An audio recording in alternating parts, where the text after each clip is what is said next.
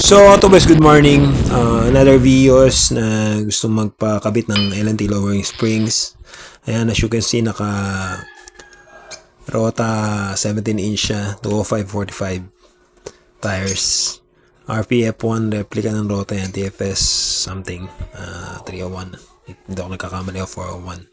Then, sa atin din siya bumili ng springs. Actually, nagpa-shopee pa siya, ayan. Kaya nakabalot. I-install natin ngayon. So, fender gap check tayo. Sa mga nagtatanong, fender gap, ilan ba ang fender gap? Laging depende yan sa laki ng gulong nyo sa shocks condition. So, in his case, naka 205/45 17 siya. Naka 4 finger yung rear. And 4 fingers din yung front.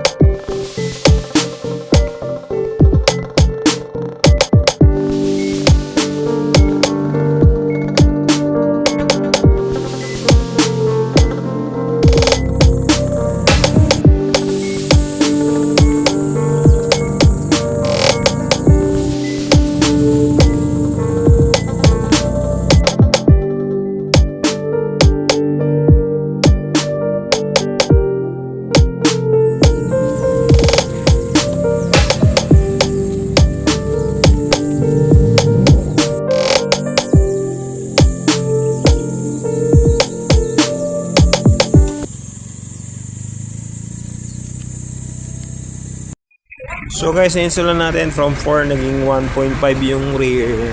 Then yung front halos ganun din, 1.5. Ay, 1 pala, sorry.